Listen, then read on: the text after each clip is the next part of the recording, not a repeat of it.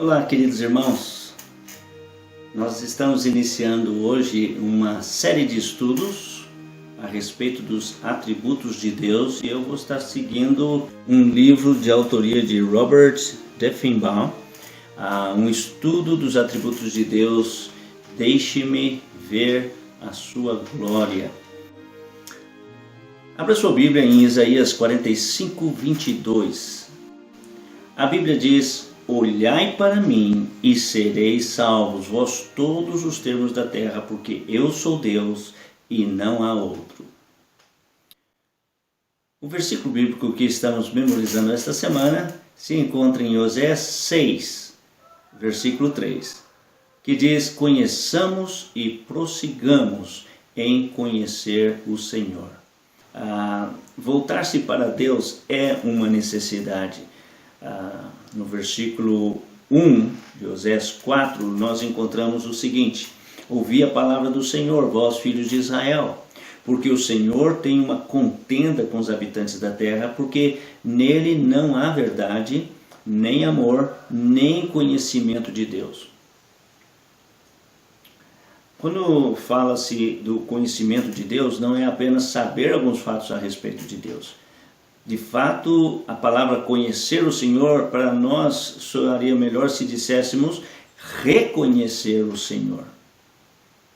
Faraó, depois que José fez tanto para salvar muitas vidas dos judeus, mas também dos egípcios, no mundo conhecido, quando José se tornou governador do Egito, passaram-se alguns anos, entrou um outro faraó, e esse faraó, diz a Bíblia, não conheceu a José. Não é que ele nunca ouviu a respeito daquele Salvador, daquele que foi tão sábio e usado por Deus para salvar muita gente, mas ele não quis reconhecer José e ele começou então a humilhar o povo de José e o reduziu à escravidão, que durou 400 anos. Ele não reconheceu, ele não conheceu nesse sentido. E assim muitas pessoas estão tendo um conhecimento de Deus, mas não o reconhecem e não dão a devida glória a Deus, e por isso se tornam rebeldes contra Deus, e Deus tem uma contenda com os habitantes da terra, porque não há verdade, não há amor e não há o conhecimento de Deus. Ainda no versículo 6, o Senhor diz: o meu povo foi destruído porque faltou o conhecimento.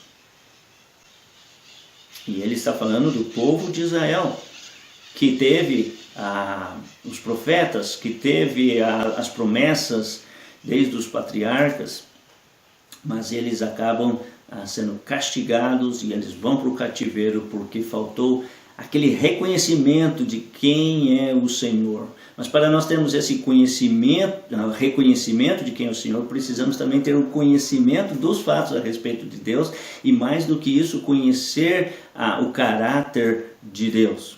Então, voltar-se para Deus é uma necessidade, porque nós somos pecadores. O homem é separado de Deus, como a Bíblia fala em Efésios 6:12, a respeito dos crentes mesmo. Naquele tempo, estáveis sem Cristo, separados da comunidade de Israel, estranhos aos concertos da promessa, não tendo esperança e sem Deus no mundo. É uma combinação miserável, como dizia um ex-professor. Que combinação miserável! Separados da comunidade de Israel, estranhos aos concertos da promessa, não tendo esperança e sem Deus no mundo. Então, o homem sofre por estar separado de Deus. Lá em Jó, ele aspira poder conversar com Deus. Ele diz: se eu soubesse onde o poderia achar, então me chegaria ao seu tribunal. No seu sofrimento, ele tinha aquela expectativa, esperança de poder encontrar-se com o próprio Deus.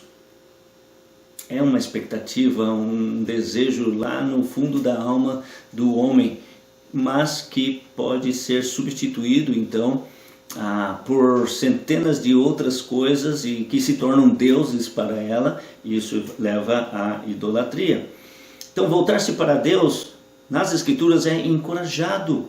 Nós encontramos ali em Oséias 6:1 o convite: vinde e tornemos para o Senhor, porque Ele nos despedaçou e nos sarará, fez a ferida e a ligará. Há um convite, e Deus tem convidado o homem: vinde e arrazoemos, ou conversemos. O Senhor quer se revelar a nós, e Ele quer que o homem o reconheça e lhe dê a devida glória. A misericórdia sempre foi oferecida. Ali ainda em Oséias 6:1, nós vemos: porque Ele nos despedaçou e nos sarará, fez a ferida e a ligará. Nós temos a certeza então dessa misericórdia nas Escrituras. Deus, Ele é justo e Ele pune o pecado, mas Ele também quer atrair os homens. Ele mandou seus profetas como cordas humanas para os atrair. Lá em Oséias 6:2 diz que depois de 2 dias nos revigorará, ao terceiro dia nos levantará e viveremos diante dele. Tem várias interpretações desse versículo, mas uma dessas interpretações mostra-se então a questão de que em pouco tempo o Senhor vai trazer a salvação. A outra interpretação, alguns querem relacionar esse versículo com a ressurreição de Jesus, que foi em 3 dias. Parece um pouco vaga essa interpretação, está bem distante daqueles que ouviram pela primeira vez, mas é possível. Ainda uma outra interpretação, alguns veem nesses dias como dias milenares, né? Já se passou 2000 anos e no próximo 1000 anos pode ser o reino de Cristo. De fato, o povo de Israel, depois de ser punido com a morte do Senhor Jesus Cristo, eles foram espalhados por todas as nações, e já se passaram 2000 anos em que eles ainda não têm o seu templo, eles não têm os sacrifícios, eles não têm o Senhor, eles não reconhecem ainda o Senhor, mas um dia eles vão reconhecer Jesus como o Senhor, o Salvador, e então Ele vai estabelecer seu reino e eles vão viver continuamente diante dele. Mas voltar-se para Deus, como foi convidado o homem, né? Olhar para Deus, olhai para mim e sede salvos, ou vinde, como Ele está convidando o homem a voltar-se para Ele, né? É também um dever social. Por que um dever social? Em Oséias 6:1 nós vimos: vinde e tornemos para o Senhor. A pessoa ali não está simplesmente ele se voltando para Deus, mas ele está convidando outros para chegar ao Senhor. Salmo 122:1: alegrei-me quando me disseram, vamos à casa do Senhor. Como é gostoso, né? Quando tem pessoas nos estimulando para nos voltar para Deus. Então nós também temos que estimular outras pessoas a voltar-se para Deus. Todos precisamos ser estimulados. Deus 10, 24 e 25, nós temos essa ordenança: consideremos-nos também uns aos outros para nos estimularmos ao amor e às boas obras. É uma questão de consideração, uma consideração uns pelos outros, para estimular as pessoas a fazer o que é certo, fazer as boas obras que Deus espera que façamos, para desenvolver o amor, crescer em amor. Não deixemos de congregar-nos como é costume de alguns. Antes façamos admoestações, e tanto mais quanto vedes que o dia se aproxima. Esse dia é o dia de Cristo, Ele está para voltar. Enquanto nós percebemos isso, quanto mais percebemos isso, mais devemos estar juntos, congregados, estimulando uns aos outros, fortalecendo uns aos outros, edificando-nos uns aos outros. Já era costume naquela época, na igreja primitiva, de algumas pessoas não querer congregar, por várias razões: pelo medo, a pressão social que havia na época de perseguição, ou por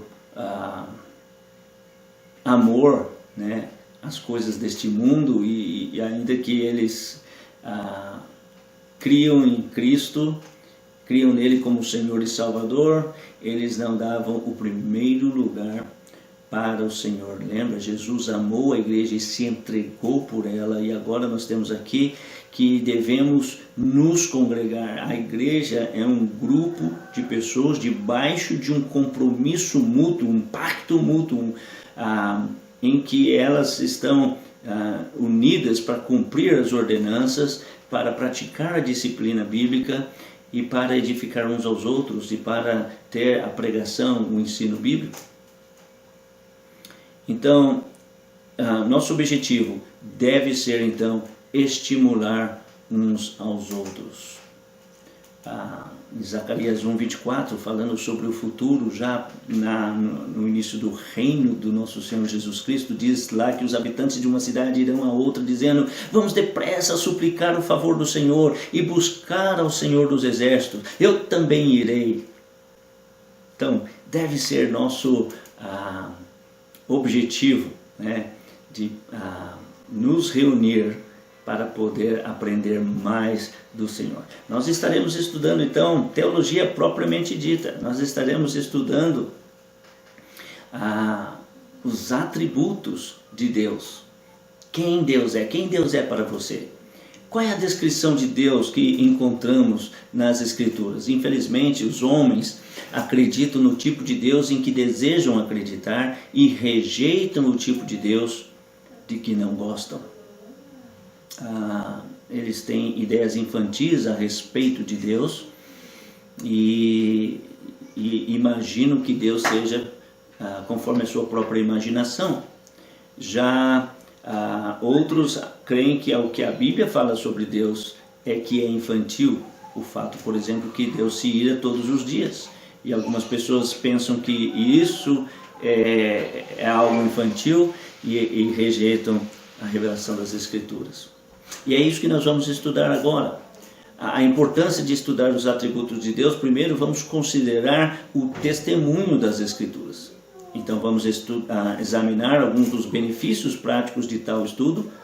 E, em terceiro lugar, nós veremos como os atributos de Deus mudaram a vida de dois grandes homens da antiguidade, Jó e Moisés.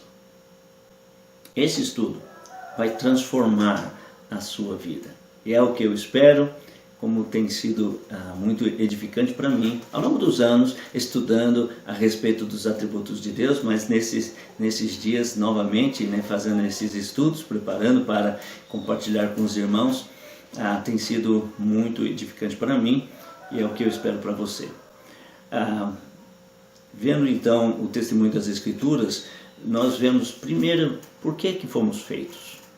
Fomos feitos para conhecer Deus. Quando o apóstolo Paulo estava pregando em Atenas, em Atos 17, versículo 24, no meio da sua pregação, ele disse: o Deus que fez o mundo e tudo que nele há, sendo o Senhor do céu e da terra, versículo 26, de um só fez toda a geração dos homens para habitar sobre toda a face da terra, para que buscassem ao Senhor. E que objetivo devemos estabelecer na vida? Conhecer a Deus. Jeremias 9:23. Assim diz o Senhor: não se glorie o sábio na sua sabedoria, nem o forte na sua força, nem o rico nas suas riquezas. Mas o que se gloriar, glorie-se nisto, em me conhecer e saber que eu sou o Senhor e faço misericórdia, juízo e justiça na terra. Porque destas coisas me agrado, diz o Senhor. Somos crentes. E como crentes acreditamos na vida eterna. Mas o que é a vida eterna? O que é a vida eterna que Jesus dá? É conhecer a Deus.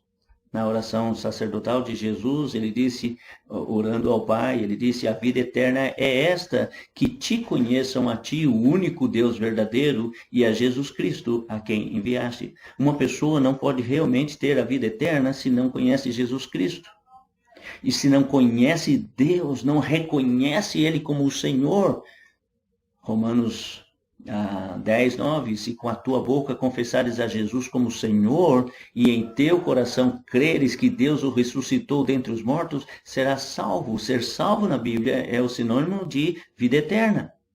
E vida eterna, conforme Jesus disse, é conhecer Deus, o único Deus verdadeiro, é reconhecê-lo como o Senhor, dar a devida glória ao seu nome, conhecer seus atributos, seu caráter e, ao mesmo tempo, conhecer Jesus Cristo, que foi enviado pelo Pai.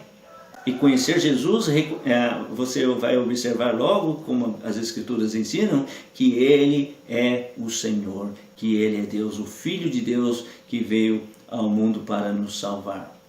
Então, qual é a melhor coisa na vida? Trazendo mais alegria, deleite e contentamento do que qualquer outra coisa. Deve ser conhecer a Deus. Devíamos ter o mesmo sentimento, atitude e até as palavras que o apóstolo Paulo teve quando deu seu testemunho dizendo: sim, deveras considero tudo como perda por causa da sublimidade do conhecimento de Cristo Jesus, meu Senhor. Quando ele comparava qualquer coisa com o conhecimento de Jesus Cristo, as outras coisas não tinham valor algum. Tudo é melhor, né? Quando conhecemos o Senhor. Agora, qual de todos os estados em que Deus vê o homem dar mais prazer a Deus? O de terem o conhecimento de Deus. Ele diz lá em Oséias 6,6: pois misericórdia quero e não sacrifício, e o conhecimento de Deus mais do que holocaustos. Servir o Senhor na igreja local é um dever. É uma obra de justiça. É muito importante e devemos essa obediência. Não deixemos de congregar. Servir ao Senhor na igreja local deve ser de acordo e proporcional aos dons que você tem. E você deve apresentar a si mesmo a Deus para poder ser útil na obra, no trabalho da igreja local. Mas tudo que você pode fazer ali, ou através da sua igreja, mesmo em outros lugares, saindo como missionário, trabalhando como evangelista, fazendo visitas aos membros da igreja, ou indo fazer o evangelismo de casa em casa, distribuindo folhetos, ou dentro do templo, tendo a sua assistência semanal, não faltando nenhum culto, e orando, e cantando, ou participando com algum talento, ou dom especial que você tem. Todas essas coisas são ofertas que oferecemos ao Senhor, a nossa obra, o nosso tempo,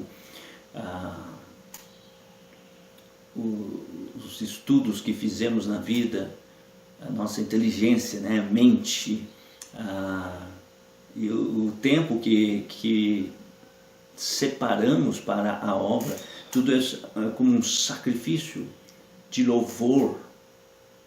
O Senhor quer, mas o maior prazer dele nem são essas coisas em si, mas o conhecimento de Deus, o reconhecimento de Deus.